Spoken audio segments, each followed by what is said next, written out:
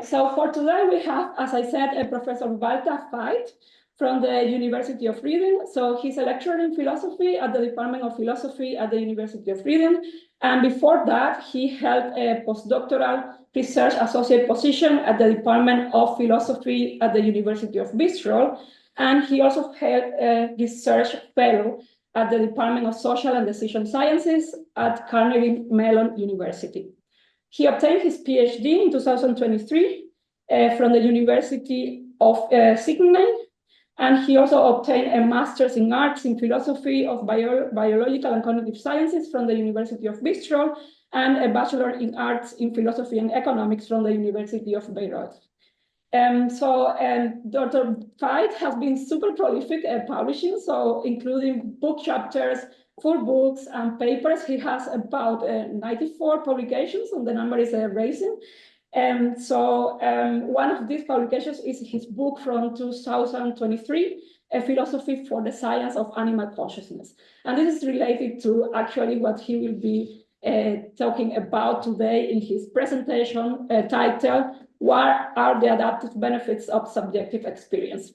So without further ado, thank you so much, Veit, for accepting our invitation. And thank you everyone for joining. And the floor is yours. So we are looking forward to your talk. All right. Thanks so much for this kind introduction. I hope you can all hear me well. Good.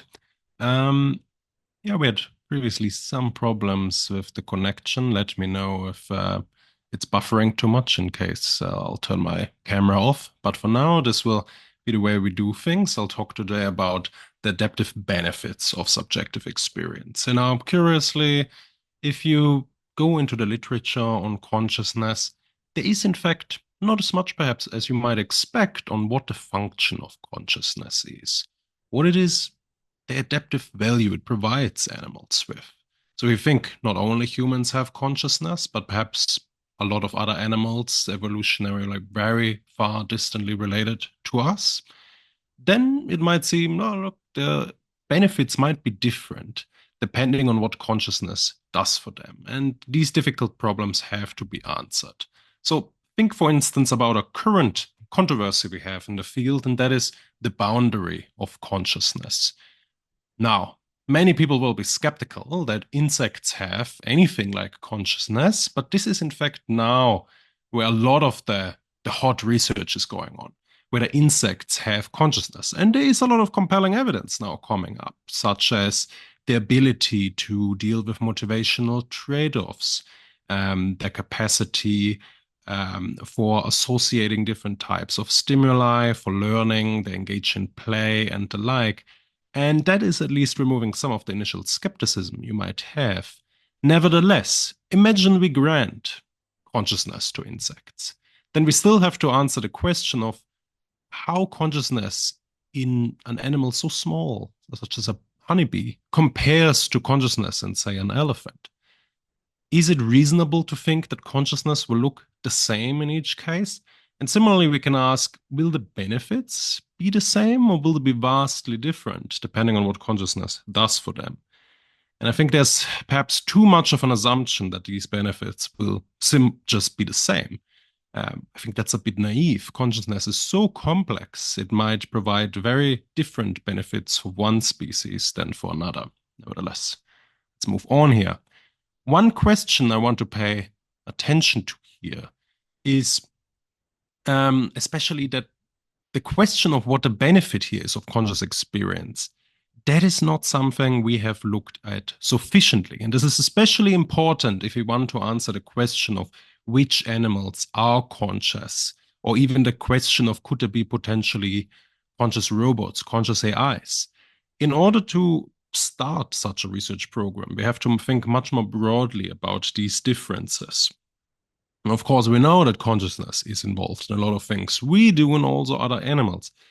But that makes it difficult to then disassociate perhaps what the function of consciousness is.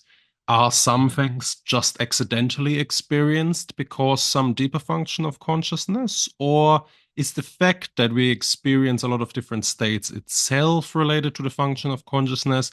These questions are not easy to answer. Nevertheless, we often talk about consciousness if there's one answer to be found, a very simple one magical answer that resolves the mystery of consciousness. And I think that is a bit premature. Now, one of my idols in philosophy and consciousness research recently died, Dan Dennett.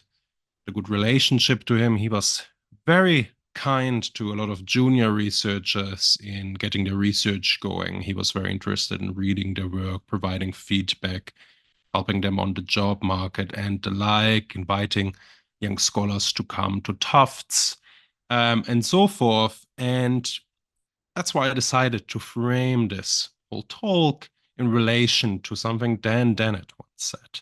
And that is what he called the hard question of consciousness. What is the hard question of consciousness? Well, Dennett emphasized that consciousness researchers often appeal to the complexity of the nervous system, behavior, cognitive capacities, and so forth in attributions of consciousness. But he really emphasized that they leave something unaddressed. And that is the question, then what happens? What happens once you have consciousness? What does it do for a system? We'll talk about one theory of consciousness a bit shortly, but one popular theory that emphasizes this very clearly is the integrated information theory of consciousness that very much emphasizes the complexity of the information processing going on in a system. But here it is almost seen as an automatic feature. Once you get a certain kind of complexity, consciousness just is there. But then it emphasizes that this doesn't answer the hard question of consciousness. It's not about the hard problem. Why is there any consciousness at all? But rather, what does it do? Why is it there? Now, he emphasizes very much in a recent article, again, facing up to the hard question of consciousness in response to Chalmers. But he wanted to answer really the question of what are the effects of consciousness. We need to identify the causes of consciousness, but he said this is not enough. Trying to find, say, the neural correlates of consciousness. We want more. We have to identify more than just identify how things get there and leave the rest to introspection. We really need a mechanistic understanding of why consciousness provides certain benefits. So he emphasizes the question, cui bono, who benefits? What are the benefits of consciousness to sentient creatures? So to understand consciousness, then I want to emphasize we need a cyberneticist, robotics view that focuses, as Dennett rightly emphasized, on the degrees of freedom and control of opportunities. It is here that we will develop a better understanding of why certain systems have consciousness. Now, we look at animal life. We can certainly see that life is rife with opportunity. We see a vast amount of very different lifestyles have adapted to their unique circumstances. You might say exploit certain niches in their environments. These animals live very different strategies. So it's perhaps not implausible to think that consciousness itself for these different animals will also differ quite substantially depending on what their strategies are. Now, one view that is certainly becoming more and more popular, and I've defended in my book, A Philosophy for the Science of Animal Consciousness, is that consciousness plausibly arose during the Cambrian explosion, roughly 540 million years ago, when we got something like a recognizable animal lifestyle. We are not talking here about animals as a group, but rather animals, as perhaps Aristotle might have talked about, as mobile creatures that sense and interact with their environments and each other. Here we get a rapid explosion in more complex body plans with sensory organs and action motor capacities, action motor potential, where you get new sort of almost tools where you can interact. But why at this point? Why was there a sudden increase in this complexity? Now, my idea was that it was consciousness that provided animals with an efficient solution to a very deep problem, the problem of action selection, the problem of making the most efficient choice at a certain point in time, which is not at all a simple problem. So, but to emphasize this, regardless of what view we take, I think it's important that we can understand perhaps the evolution and function of sentience not as a single magical event, but as a great variety of experiential capacities that successively developed. And in order to understand the evolution of consciousness, we really need to think about how these capacities unfolded. What could perhaps be this starting point to get this arms race going towards creatures that have subjective experience that we can describe as being more subject-like? Now, when we look in the animal kingdom again, we find a great diversity of different forms of life. We can ask the question, what does their experience look like? What is it like to be them? What is it like to be a worm, a humblebee, a bat, a crab? It's perhaps unclear. But I think we can here really again emphasize that life is filled with a vast variety of different lifestyles.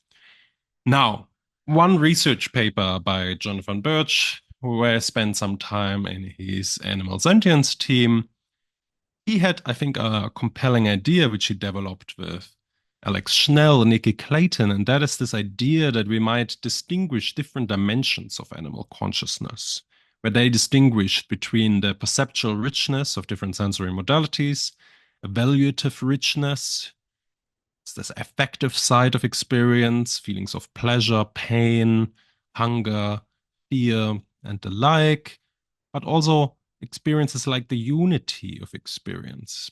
I mentioned integrated information theory. Here, unity is certainly put as the center of experience, unity as the defining, constituting capacity of consciousness. But you might also think about temporality, this unity across time, where consciousness sort of presents itself as a flowing stream, this unity across time. Similarly, selfhood, experience of a being, a subject. Some animals will have that to a richer extent than others. And so we might find no easy answer to the question of, oh, how conscious is, say, a pigeon versus an octopus? But instead of finding something like a single ranking, we might have to make comparisons across different dimensions because consciousness isn't just the one thing, but rather presents itself in these different dimensions. So, in our philosophy for the science of animal consciousness, I've tried to use this idea to distinguish these different dimensions and think about which would have emerged earlier in the evolution of animal life and which later. What are the latecomer features of experience? Now, a lot of researchers and consciousness research emphasize, of course, humans. This is where we can gather data in perhaps the most simplest way. We can directly ask people what their experiences are. But this might also bias our experimental tests towards certain theories of consciousness that emphasize human experience. We might confuse features of human experience or features of consciousness more generally. Consciousness as a natural phenomenon might be distinct from consciousness as a human phenomenon. And that is perhaps an idea that people should think more about. If we deny consciousness to creatures like insects, do we just assert that this is impossible because clearly they cannot constitute anything like human consciousness? But that is premature if we think there might be a much more simple version of this capacity. So if you think perhaps about the dimension of evaluation, perhaps there could be something it feels bad or good to be an insect, a bumblebee that finds certain value on a flower, certain value of nutrition. Perhaps there is something it feels like to be that creature, even if it doesn't have any selfhood capacities or the like.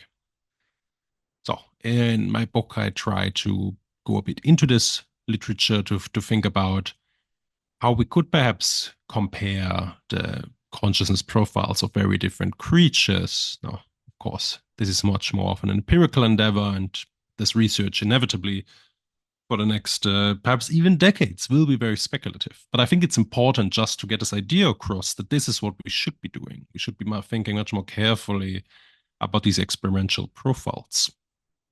So, Dan Dennett also once said, complexity is worth caring about, but not just any complexity. Again, I think a very useful quote to promote an idea I've defended in my PhD thesis and later book, and that is the pathological complexity thesis. I defended in a couple of articles, which are open access in case you don't want to buy the book. Easily accessible here. Let's summarize that on a single slide. Hope that's not too much text, but for simplicity's sake, I think this is useful. The pathological complexity thesis states that the function of consciousness is to enable the organism to efficiently deal with and control pathological complexity. Now, this term has given rise to some confusion because the word pathological is typically associated with things like germs, right? Certainly, COVID epidemic. But nevertheless, if you think about pathology from an evolutionary perspective, we can think of organisms as being designed. And there is no perfect design, otherwise we would have Darwinian demons that can just live indefinitely and produce infinitely. But in all forms of design, there's trade-offs. Of course, these trade-offs are where we find pathology. Pathology, from an evolutionary perspective, is any deviation from the optimality of a life history strategy, a local fitness peak.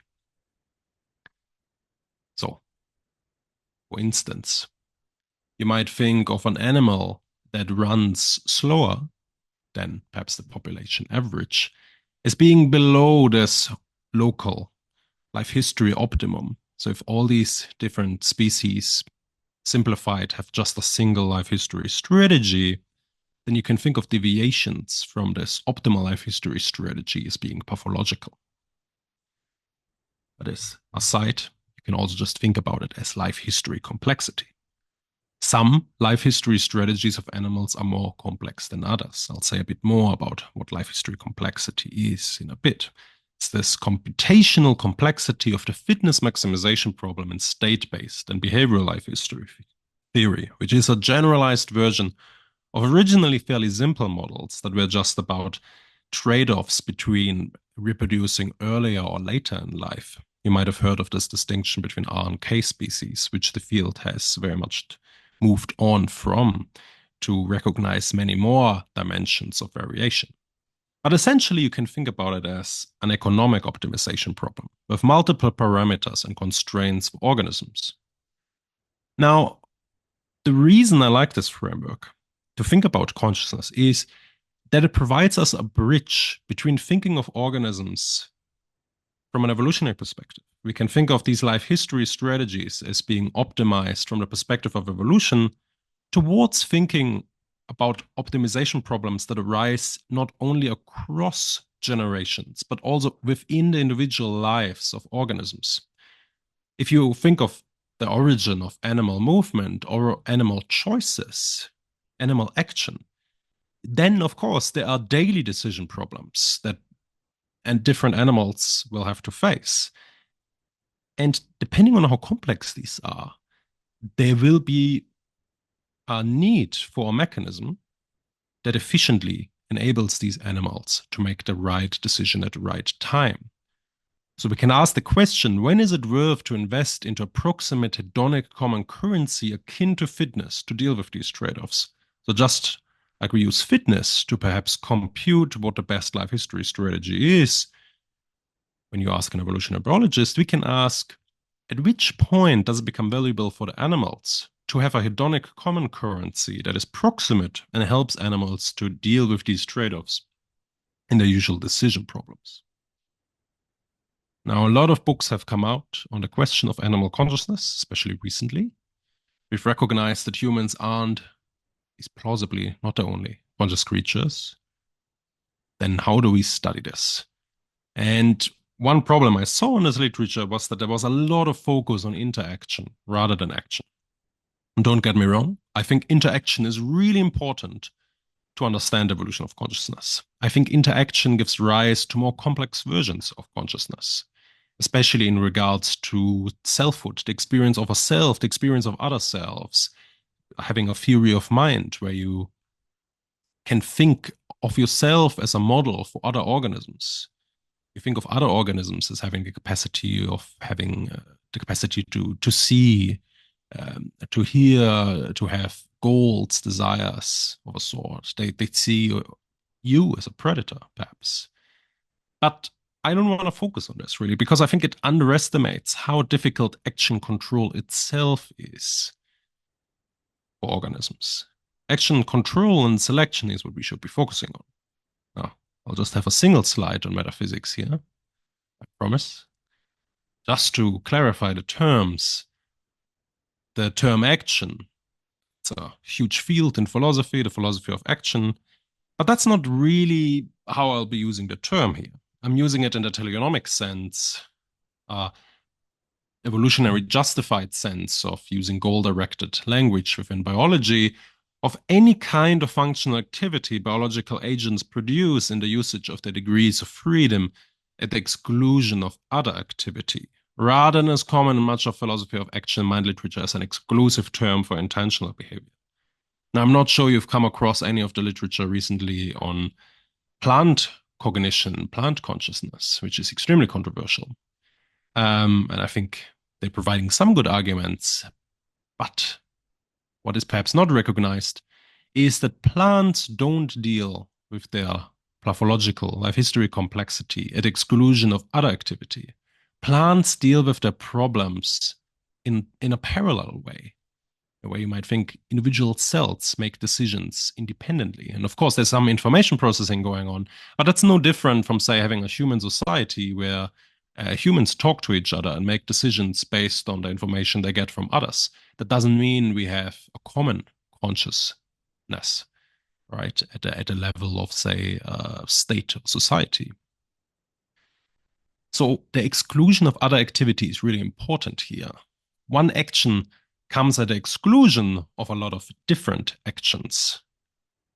The higher the degrees of freedom, of course, for an animal, the more alternative actions are excluded, and the higher the life history complexity is for an animal. This leads to an explosion in life history complexity. At any moment, when an animal has to make a choice, there's a calculation that has to be made about which action is optimal. And time is of an essence here. These decisions have to be made rapidly. So, physiological processes, behavior, actions, intentional actions, and so forth are thus treated as being on a continuum rather than delineated by sharp boundaries. I think from an evolutionary perspective, there won't be any sharp boundaries between these concepts. It might be useful for some purposes to draw some sharp conceptual definitions here, perhaps. But if you just think about how these different capacities evolve over time, it will be a gradual evolution without any sharp boundaries. What are the benefits of this view? It captures minimal instances of consciousness, of subjectivity, which can help us to understand evolution of and major transitions towards richer forms of action and agency, which is really important if you want to understand why there are creatures that are subjects, that are agents. So, a bit of a tangent here. This work is inspired by work in AI and robotics. In case you haven't heard of Moravec's paradox, let me read it out here. It is comparatively easy to make computers exhibit adult-level performance on intelligence tests or playing checkers, and difficult or impossible to give them the skills of a one-year-old when it comes to perception mobility. And this was recognized fairly early, and yet AI researchers have been puzzled again and again with how easy it is to solve problems that we saw as the highest peaks, say, of human performance. Humans playing chess, Go, and the like. In activities like that, AIs have surpassed us at an astonishing rate. Yet, when it comes to the skills we think are really simple, that children are capable of moving around, making choices, engaging with a changing environment, that is much harder. So if you think about these unconscious tasks like walking, running, seeing and recognizing, smelling and the like, from an evolutionary perspective, of course, these are skills that have been reinforced for evolution through many more millions of years, whereas these human uniqueness traits, you might say, that we have for a while associated with consciousness, high level reasoning, cognition, higher forms of cognition, these are evolutionarily fairly recent and perhaps not at all that hard to learn or implement, rather, from a design perspective. At least we have done so fairly easily in the case of human designed AIs. Now, I talked about IT as a competitive theory here. And in a way, I'm often very critical of this theory, but I think there's very striking parallels between it in my framework. Now, I'm not going to talk about what I see is perhaps a series of the major problems with the theory here. I would recommend you to look at our target article by Björn Mörker et al., The Integrated Information Theory, Consciousness, a Case of Mistaken Identity. Also, I've written a paper with Heather Browning on the measurement problem of consciousness, which is a striking problem that we have no way of validating this measure of consciousness in other systems because we just assume any system that has this complexity of integrated information processing that is just conscious. But how do we validate that? Now, much more important here was a commentary I originally wrote because I saw it as a good opportunity to get this idea across of that I defended in my book, and that is that IT, in emphasizing robots, artificial systems, which we would like to perhaps be able to answer the question whether they can have conscious experience and at which point they do, they abstract so far from the biological side that we do not have an answer to what the function of consciousness is. And I mentioned this earlier in this talk in relation to Dennett's hard question of consciousness. What does it do for the organism? So I emphasized very much that this problem is that we need a biological notion of complexity, not a biologically neutral one. Because, of course, we need to use the one source of information we have about consciousness, and that is that it exists in biological systems, which is why I've emphasized using an evolutionary notion of pathological complexity. So the key claims here, to summarize, are that we should focus on action rather than interaction.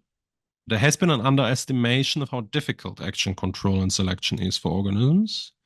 The evolution of a major distinctive animal lifestyle has happened, which we can describe as a major transition in agency. If you think about the more plant-like systems we had before, they're less agent-like. Their responses to what happens in the environment are more fixed. You can speak less of these systems making choices. Using this agental language seems more justified once we get this rapid explosion in animal lifestyles and many new different forms being experimented with. The idea is that this hedonic common currency provides animals with an efficient way of exploring a vaster range in the design space. New body forms can rapidly be tested. Dealing with this complexity of this transition is what then made consciousness worth having. It paid off for these more complex bodies. It helped animals to make use of them. Because, of course, if you invest in more complex bodies, this is a costly investment that has to pay off. Consciousness is what does this job for the animals by helping them to use these new bodies to make better decisions. So if you then think again about these different animal lifestyles, I think it perhaps can provide us with some clues to how to think about what experience of different animals might be like.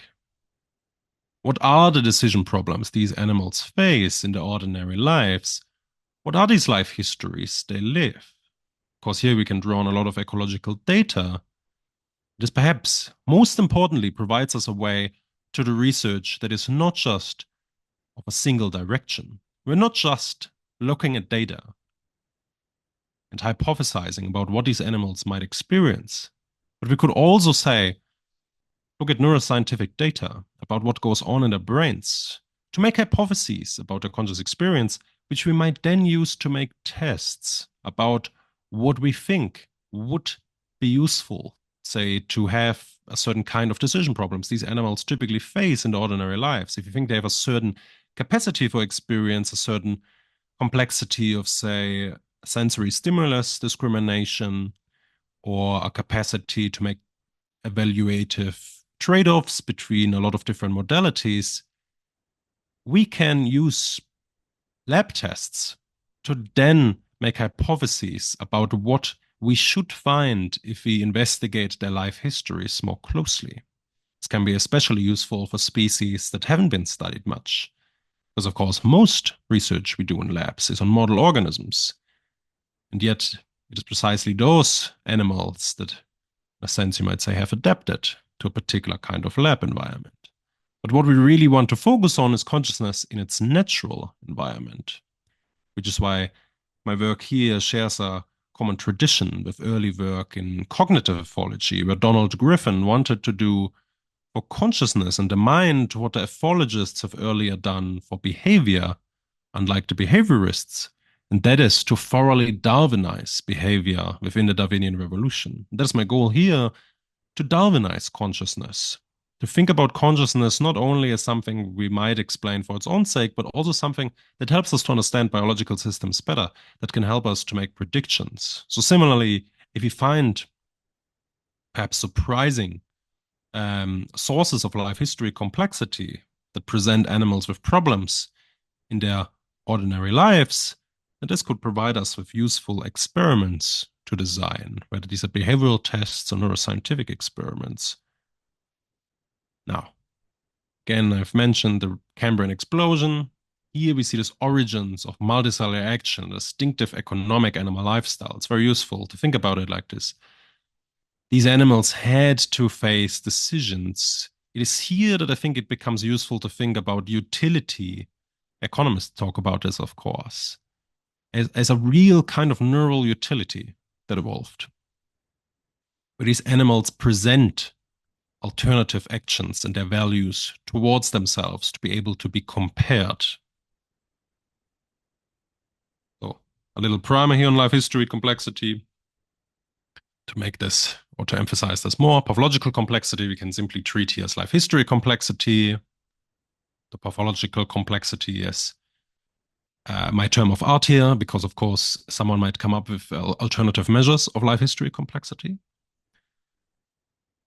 Whereas my framework very much is based on trying to have a global measure of life history complexity, including all the trade-offs in design. So life history theory, abstractly, is the study of organismal trade-offs in design, and it's essentially decision theory from economics applied to natural selection, with fitness replacing utility. Organisms are treated here as agents following strategies. But of course, we can simply then put this framework on its head to think about why at some point we no longer can just treat organisms as useful, perhaps agents for the purposes of modeling, but really about the evolution of agents itself, about the evolution of utility, neural utility. And this, I think, if you develop a deep understanding of the life histories of different animals, is to understand the decision problems they're faced with. So how we measure this? A life history strategy is simply defined by a schedule starting from the start of a life history, whether that's for birth, fission, cloning. This beginning is followed by a life history strategy that directs the individual towards a goal, say maximizing lifetime reproductive output or inclusive fitness. So how does an animal move from A to B? This is a strategy. And all the different species you see out there have different life history strategies. And there's more complex strategies, of course. The more decision nodes and options there are, the more complex the strategies of an organism will be. Then there's a need for common currency of evaluation. Some needs and motivations are substitutes, as one can be satisfied at least partially by satisfying the other. Others, such as sleep and foraging, conflict and need to be evaluated against each other in terms of importance. Benefits of one action need to be computed against the costs of foregoing another, and the difficulty of dealing with this pathological complexity is rarely given enough appreciation, as if accurate representations of the world alone could fuel adaptive success. I think that's a bit of a problem, especially in discussions about the centrality of sensory experience. We act as if sensory data presents itself almost in this objective way, where organisms can just read off the values of different environmental states off. But of course, that's not true. Animals have to learn the values of different forms of experience. Efficient action selection, I think, has been far underestimated as a problem. Researchers have neglected this internal source of goal-directed complexity, making evaluative trade-offs, and underestimate the difficulty of achieving efficient action selection. Early formulation can be found in the work of Marion Dawkins, studied under Tinbergen. It's also served as something of an informal advisor on my PhD thesis, where she said, animals usually have more than one kind of danger to avoid. They have complex trade-offs at all levels in order to minimize reductions of fitness and facing a wide range of threats.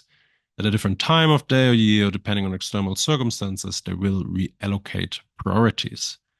A universal feature of animal life. Michel Cabernac, I think he has been the most prominent defender of this idea that pleasure could be this common currency, though he thinks it's probably more related to the evolution of amniotes, which I think is mistaken. I don't think it's restricted to vertebrates. So, from fitness to utility, fitness is the ultimate common currency for difficult trade-off decisions in the Darwinian design space. Investments into faster running speed, say, versus slower metabolism in a predator. These are not at all easy problems. If the environment changes, a different life history strategy might become optimal. But to change a species very rapidly is typically not something evolution does. So consciousness itself might help organisms to adapt their life history strategies on the fly. Based on the experiences they undergo, they can change their strategies, what they should do, depending on what they experience in their lives.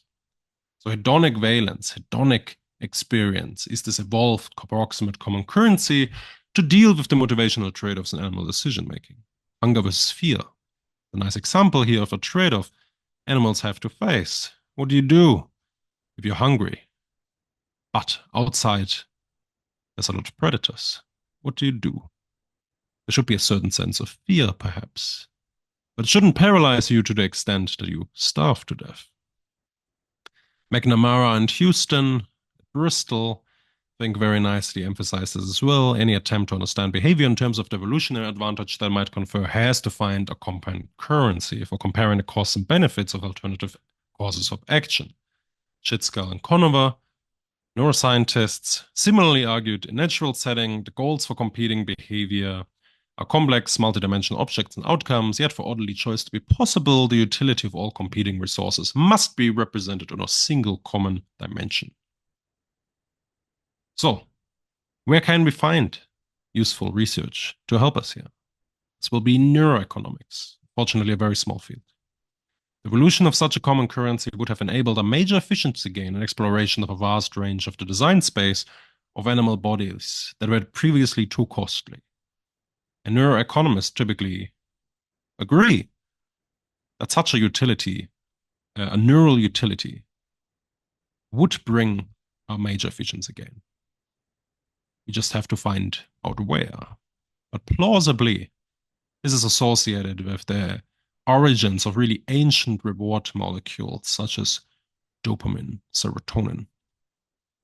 And that's very plausibly related to the Cambrian explosion. Now, unfortunately, comparative neuroeconomics is an incredibly small field. Most of the work has been done on model organisms, but really there isn't a lot of work. Interdisciplinary work, you here might know, of course. It's hard to get funding often, despite of how perhaps popular it is to say, oh, I'm doing interdisciplinary research. Getting funding for that is perhaps a different matter altogether. So I want to emphasize we need more work here. From a comparative neuroeconomics perspective, nevertheless, despite this reservation, I think what little research has been done strongly supports the idea that we have these neural analogs to the human final common path where we get this final action selection, which can be found in a vast range of the animal branch of life. This doesn't mean that all decisions are made at this point, not at all. Most decision problems are dealt unconsciously. Most of the information processing is done unconsciously. But for some of these comparative problems, where actions have to be compared against each other, where the solution isn't very simple, this is where final common path is useful. And we think consciousness has a useful function to play. It's precisely where we'd expect the presence of a common currency in the form of specialized neural circuits designed for the exclusion of mechanically incompatible actions that can compete against each other in a preference ordering.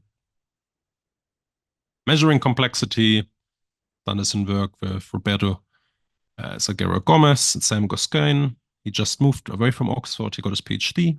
We have a preprint up. I encourage you to look it up. Got minor revisions on the paper. It should soon be published. Evolution, Complexity, Life History Theory. And here we really give a kind of brief primer on this complexity.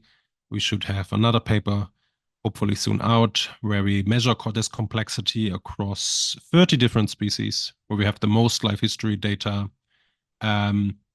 which can provide us with simple models and ways to measure this complexity. And especially, I think it's very important to have these comparisons across complexity in different species. And this can then also be used to perhaps address how much welfare they experience. I haven't talked about this much, but of course, if their neural utility ranges are larger, depending on the life history theories, it might be that they also have greater welfare interests if you compare, say, an elephant versus a grasshopper. But perhaps important again for researchers here, this measure can then also be validated against other proxies for welfare capacity. Very important research I'm doing at the moment. My research is funded to be able to deal with welfare comparisons across different species, which is related to how how great the conscious experience is of one animal versus another. But as I mentioned, we don't just care about any dimensions of conscious experience, we care about the evaluative side. So one perhaps good measure that we could compare this to is the brain-body index. How large is the brain compared to the body? And if that matches to how complex the life history strategies are of these different animals, that would provide us at least with some more evidence for the usefulness of this framework. So to summarize this, a proxy measure for evaluative richness, welfare capacity, should be connected to evolutionary functional role of the components of welfare, positive, negative feelings, or sentience. So what economists talk about in terms of utility. Sentience evolved that is proximate to hedonic utility, akin to fitness, to deal with complex economic trade-offs and decision problems. And pathological complexity, life history complexity. It's the economic trade-off complexity that makes the objective experience worth having. And also look at this in another open access paper, again, freely available towards a comparative study of animal consciousness. And then I think we can ask, well, how do we move beyond hedonic experiences? Which cognitive capacities are closely tied to evaluations, complex decision problems animals face in their life history? Some almost done here. We can have a back and forth feedback between ecological studies investigating the life histories of animals and cognitive studies on their minds. So some examples here, some speculative suggestions. Right. Life histories of larger arboreal primates, for instance, involve much more complex decision-making, precisely because branches can snap and a larger body can easier collide with objects. See work of Kim Strelny, who made this comment. at least, which suggests a greater bodily self-awareness perhaps in larger arboreal primates, which can be tested. Measures of bodily self-awareness across arboreal primates, we can compare this then against their life histories, the life history complexity. Similarly, if you think about hippos, hippos have to protect their skin with mud and thick pink sweat. So if you do something like a mirror mark test to check their self-awareness, clearly that won't matter for them, right? If you put a red spot somewhere on this hippo and put a mirror next to it, it won't use the mirror to find that spot. It won't have an interest in it, which Colin Allen, I think, very nicely emphasized. So it's very important, think about the life histories of different animals, to have ecologically sensitive tests. But life history theory helps us to come up with tests like this. For instance, you might think of the fact that they have a keen sense of smell, hippos. So you might use olfactory versions of self-recognition tasks. Similarly, Masanori Koda has come up with examples such as controversial research for cleaner fish being able to recognize themselves in a mirror. But of course, cleaner races are very capable of dealing with economic decision problems because they in a way have a business. They need to convince guests, so bigger, larger fish, to come back. So they have a choice typically of how much healthy skin they can eat without being punished or eaten. This is exactly where we find complex decision problems where we would think consciousness is very useful. It's very important to detect parasites for them, and this can help to explain why they're able to engage in mirror mark recognition of such spots. So here it might be sensible to have very rich sensory capacities that may give rise to forms of self-awareness. Penguins, there's been some interesting research recently on mirror mark tests where there's been some partial success in mirror self-recognition. This might be surprising. After all, penguins are often described as not very smart birds. But in fact, penguins live highly social lives. There's a lot of preening going on, spreading of all to minimize friction. Penguin pairs also preen each other, so it's reasonable to think that those involve an acute awareness of one's body and that of others. Of course, such research is to some extent speculative, but this is where we have to start. Similarly, we think about the experience of time, episodic memory. Animals with life histories involve a lot of caching behavior, the hiding of, say, nuts to use them later. As a central strategy, plausibly have more complex experience of time. And you could test this with delay of gratification tests, which can examine this, say, in squirrels and corvids. Nikki Clayton has done a lot of work in this area. Backwards, animals succeeding in such tests should be ecologically studied then to focus on whether they may engage in unrecognized forms of caching behaviors. So if we find animals succeeding in some of these tests, surprisingly, then perhaps we haven't found such behavior yet in their natural lives. And I think that's important because it would give consciousness research a way to also feed back into other forms of biological research. So we need to vastly expand such research. In my book, I've given a more speculative, perhaps first attempt to continue such research, surveying some of the literature. But this is only a first step, and much more work has to be done. So to conclude this talk, we need to go back to Dennett. We need to think of consciousness as something like a bag of useful tricks. Doesn't mean it doesn't exist. That's often misunderstood. It's not a single magical phenomenon, however, but something that comes in a lot of varieties and degrees. There are many possible benefits to have something subjectively experienced, but there can also be disadvantages, which I think is very important. Consciousness can't just come for free. It's a cost that has to be paid, and to engage in some forms of conscious processing can actually be disadvantageous compared to perhaps some non-conscious forms of processing. So to figure these differences out will enable us to better understand animal minds very different from our own, as well as to potentially create artificial intelligences with different forms of experience. So thanks for your attention.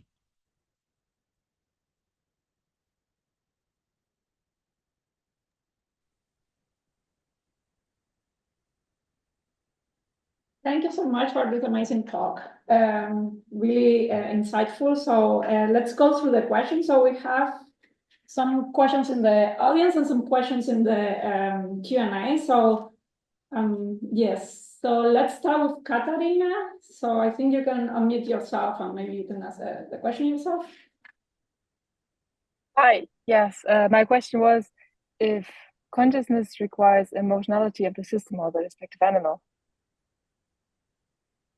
Yeah, it's a great question. I guess with emotions, you can think about them broadly and narrowly. On the one hand, perhaps the more complex emotional processing compared to more minimal affective processing, such as the experience of pain.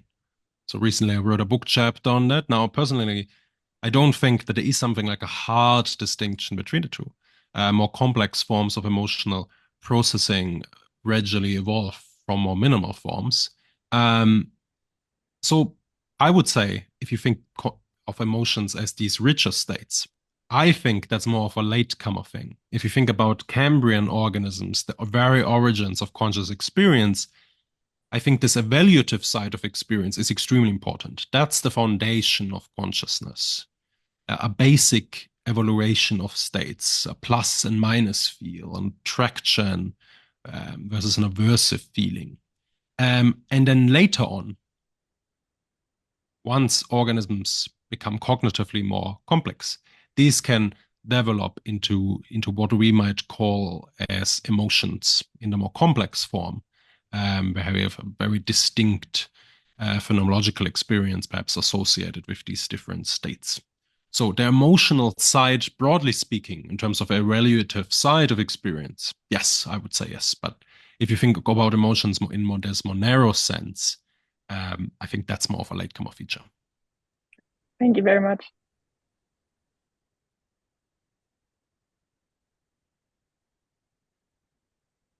So yeah, so we have another question from Eric. So maybe you can unmute yourself. Yes, hi.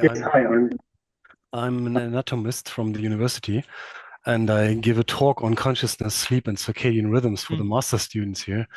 I'm absolutely no expert in, but my question is, I don't know if it's answerable, but is sleep a cost or a benefit then in your model? No, I think that's a great question. In my book, I talk a little bit about sleep because there's one very interesting phenomena that is unihemispheric sleep. Now, if humans sleep, we sleep with both brain halves, don't we? But if you look at dolphins, for instance, some birds and many birds, that's right, they sleep with one brain half, typically at least. And you might think, oh, why is that the case? Clearly, there must be some cost, right? These animals, they probably would not benefit from sleeping with both brain halves. So there must be some benefit here, but perhaps it cannot be paid off in other cases. And what are the common features of birds that can engage in this kind of sleep? Often it's seabirds that have to fly just for very long stretches of time, perhaps say across the ocean, without having to perhaps engage in complex cognitive tasks at the same time. It's unlikely there's a lot of predation going on or that they have to necessarily hunt. So maybe, at least I speculated that there might be a common life history feature between organisms living in the sea and seabirds that have to cross large distances, where just moving much more in your ordinary life, I mean, dolphins, of course, can cross many kilometers in a day. Sleep where you just stay in one spot, that's just perhaps not a cost such animals can afford. So unit hemispheric sleep is simply the solution for these animals. And you might think, very speculatively now, that one of these brain halves might actually have dreams while the other half engages with complex decisions at the same time. Now, this is speculative. I've mentioned that I've been critical of IAT, and this is one of the reasons, because IAT uses unity, this unity of experience we humans have in our experience, in our phenomenological experience, as a fundamental feature of consciousness. So it's categorically, conceptually ruled out that you could have organisms with distinct streams of experiences. But from a biological perspective, clearly we might be making a mistake here by associating perhaps a feature of how consciousness looks like in humans with how it must necessarily be. So I think it's very interesting to think that other animals might have these different forms of experience.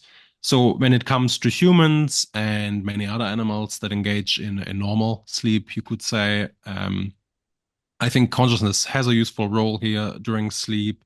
A lot of information processing is going on. Clearly, it's necessary to engage in forms of learning. I think we have learned a lot about its useful role to engage in storing useful information, deleting less important ones, a kind of recovery process. So it seems to be quite important. But that doesn't mean that this doesn't have costs, right? And I think studying animals like dolphins, birds, fish, I think can give us clues about these trade-offs between different forms of sleep or the absence of sleep altogether. Okay, Yeah, no tough one, please. So, do we know that both hemispheres sleep in humans? I would say so, yes. How do we know? I don't think that we know that. And in fact, the physiology shows that there are areas of the brain, areas of your brain right now, even when you're fully conscious, that have slow wave, sleep, so to speak. So I think that one of the things that people have found out in humans, surprisingly, is there's much more local sleep. Right. So it's not clear. It's not. I don't think that we know that. I think your question is actually a tough one. Yeah. So that was my point. So maybe both hemispheres sleep is the feature, and there were strategies leaving it like that, and others that benefited from having one hemisphere, conscious or aware, and the other one not. Yeah, which leaves the problem of interference that you mentioned just. So in lucid dreams, I at least experience that I am dreaming, but some people have problems with finding out if it's really the dream or the reality, and that can be very dangerous. So there might be a selective pressure to not exaggerate this feature of dreaming too much in order to stay alive long enough to reproduce. Oh, I think that's very interesting. I mean, clearly there's different forms of sleep. It's even hard to define sleep. I mean, know. From a phenomenological perspective, you might say, oh, we're just no longer experiencing the external states, but that's not quite true. Even if you're dreaming, you might incorporate external experiences to some extent, such as sounds. I'm sure you've experienced that. I don't know, the doorbell ringing or something like that, which then enters your sleep. And dreams. For me, I'm on the aphantasia scale. So my dreams are pretty impoverished compared to say, my wife. And it's very interesting to me, though, that while my dreams seem like these poorly rendered animated films almost, in the moment, they still feel real. But if I were to directly compare them versus real experiences in the external world, say, they clearly would not compare. And yet, during sleep, while I'm dreaming, nevertheless, these dreams seem real enough, unless perhaps I wake up and then try to fall asleep again, then I might be aware that these are just dreams. This is, of course, speculative research to some extent, but I think dream research is to think about conscious experience and then think about how this might look like in animals.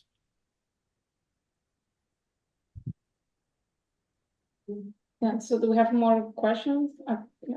Yeah, we have more questions here in the room, so we have plenty of questions. So you can just go ahead, Alex. Right, so I was just wondering, to me it seems like there's some assumption of the threshold somewhere, because as you said, in the Cambrian era, according to your model, this is when consciousness somewhat emerged, right? But before the Cambrian era, there was also all kind of unicellular organisms that also have to make some sort of decision as to where to go, how to eat, and so on, right? So what is the distinction that would make it that some decision requires some sort of consciousness and some others don't? And what would be the cut? Yeah, early in my PhD, I was perhaps somewhat optimistic about, why couldn't there be a minimal extent of conscious experience, even microbiological organisms, right? Single cell organisms. But this emphasis I made in my talk on the exclusion of alternative actions is, I think, extremely important. So if you think about plants, again, there's a lot of parallel processing. There's not a single decision-making mechanism. And if you think about single cell organisms, again, what happens here is, again, more parallel. There's nothing like a central nervous system where alternative actions are compared against each other. That's just not what these systems even need. It would be too expensive, wouldn't pay off. These systems can very well deal with their decision problems without having such capacities. They can deal with these problems. But if you have to reinvent capacities like that on a multicellular level, you might have to solve these problems in a different way. And this different way in multicellular organisms involves a nervous system, muscles, complex nervous systems where information is integrated and where decisions have to be made. So I'm not saying it's impossible. Perhaps you might have something like experience in single cells. I don't think so. I don't think it's necessary for them to have it. So I think the most parsimonious explanation is that this is really a feature that emerged with the origins of nervous systems.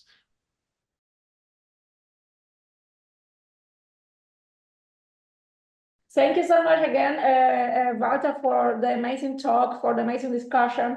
Thank you, everyone, for, the ones that are still left online. Thank you so much for joining. I hope to see you in the next talks as well. And I just encourage everyone to reach out to the speaker for follow-up questions, because I know there are still questions on the audience. We have plenty. Yeah, plenty. But we have kept you for too long. Yes, otherwise we will be here the whole day, I think. Yeah. Thank you so much. Thank you. I have no problem talking about my book. Thanks so much for inviting me.